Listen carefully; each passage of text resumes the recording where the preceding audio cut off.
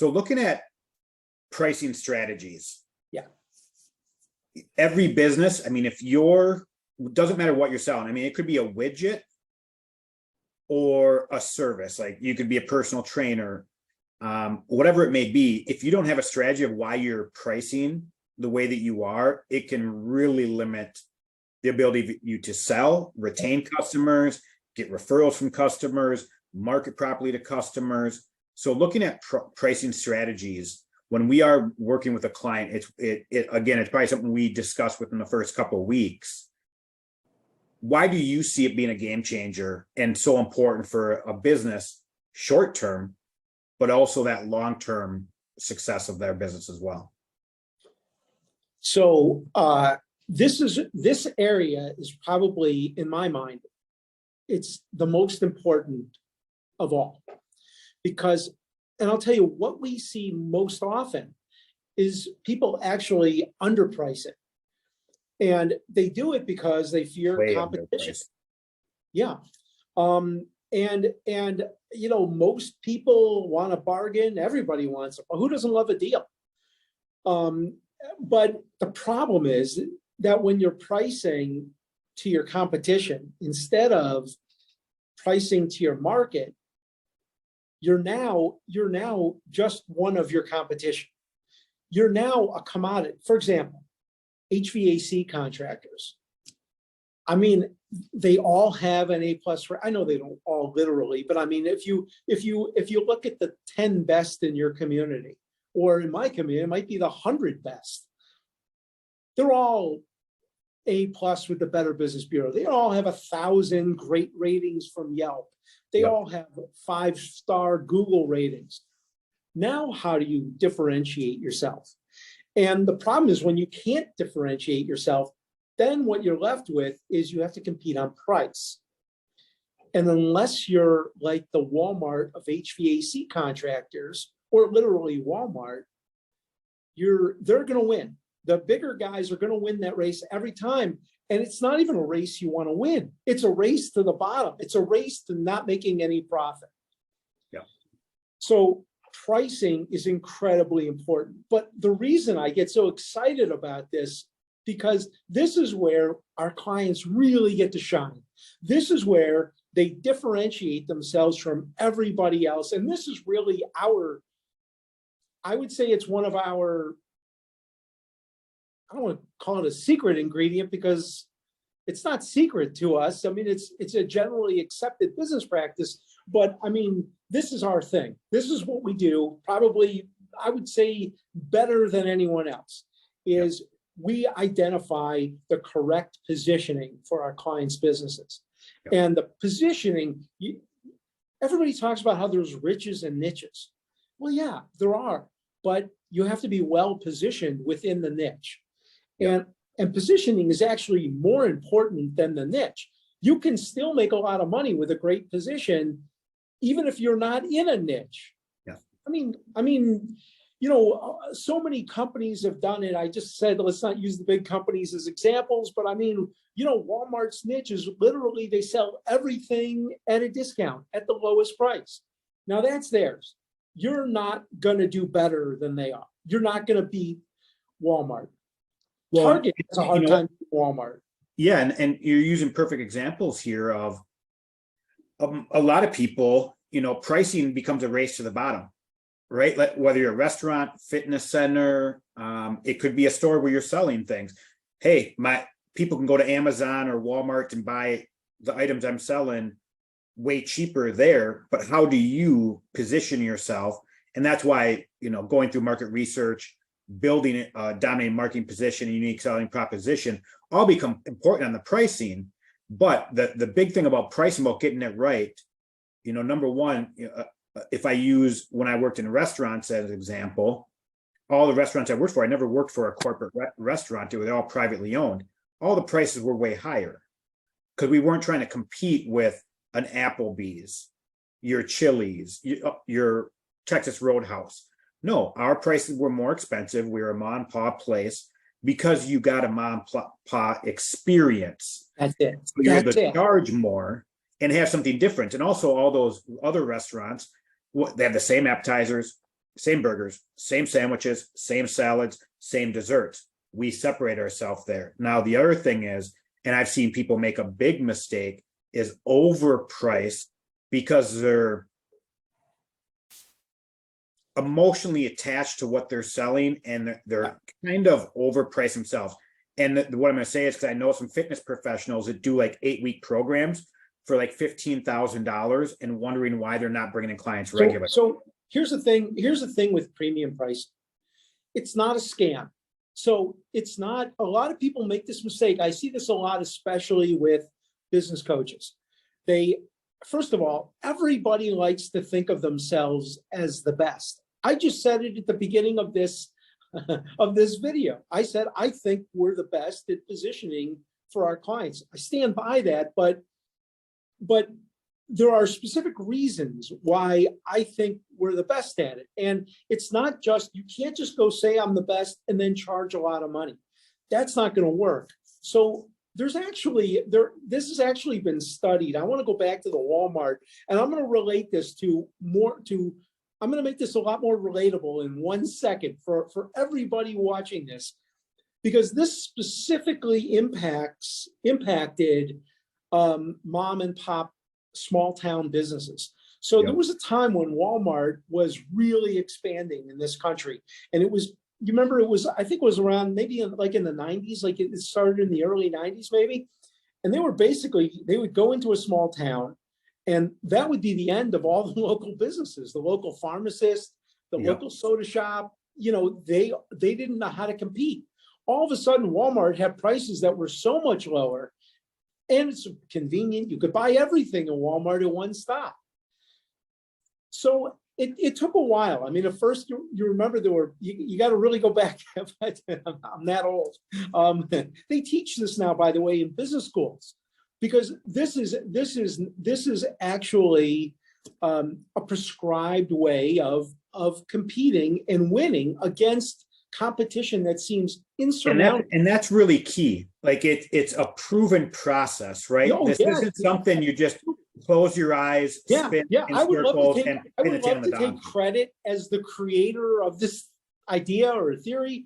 I am not. I'm just a guy who recognized it, applied it to my own business, and now I apply it to my clients' business. Yep, and that's what a lot of the business owners have to understand. It's an easy thing to implement. I just want to describe what they did, because I didn't actually. So here's what they did.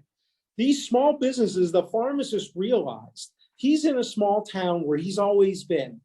He knows all the people in the town. He knows their kids. He knows he knows things about them. He knows if there's a medicine they're about to take that they've already had prescribed by their doctor and is going to cause an adverse reaction.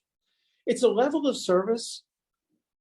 No disrespect to Walmart, but they don't even try to do this. Walmart competes on selection and price and location. They got places all over, right? So you got to find the thing they can't do, the thing that you can do better than anybody else. Yeah. So small business, a lot of small towns, and then what happened is very interesting thing. There has been a revival around the country of small town squares. We have these all over Texas now, and they are, usually they're built around a historic courthouse or city hall or something. And then you have there are so many, especially, even right now, the economy is a little bit difficult. Prices are high, there's inflation. And even right now, these small town like squares are in a lot of places having a huge comeback because they offer something that people can't get anywhere else. Yeah. That's what people are paying for. Yeah. And we can use, I'm going to do a real obvious one that everyone knows as an example here, and then also kind of look at what it means as a business owner and why it's important too from my own personal experience. So number one, you can go to McDonald's and order off the dollar menu and get a bunch of cheeseburgers, or you could take your wife out for dinner for a $75 steak per plate. They're both serving cow. What's the difference? Right? Yeah. So, and so understanding that. Now, from a business owner's perspective, Me, again, being a personal trainer, I have my own brick and mortar business. Used to help people reverse rheumatoid arthritis, to where I could have someone invest $100 a month with me to have unlimited classes, join as many classes as they want. And now I've got so many classes I need to make sure I fulfill. And it's kind of like that. And I'm not going to say it's like the dollar menu, but you're able to bring in a large amount of people. If I'm working one-on-one and I'm charging $100 an hour, I limit the amount of hours I have in the day, which limits my income. Now, if my service and what I'm providing for somebody is 10 times the value of what they get everybody else, I can charge a premium price. So instead of charging 50, 60 bucks an hour like the majority of people, I can target to the right individual, provide a much level higher service that they can't live without, which is why I had clients who were with me 10, 15, even 20 years longer. And I could charge $200, $300 an hour for that type of service. Now I tripled my income with the same amount of hours and didn't have a crazy amount of people I had to worry about. Now I combine both ends of the spectrum, and then that's really where I maximize things. Now also having an offer like reversing rheumatoid arthritis naturally, that was a 90-day program that was $8K. A coach I had back in the day when I was launching that program told me I should be pricing at $15,000. Now I had to take a look at that, and I probably could have been charging $15,000. I settled on $8K because I knew the value I was bringing. I knew the service I was providing. I knew the problem I was solving was completely worth that. Now, the other thing is the client themselves had to take actions, be disciplined.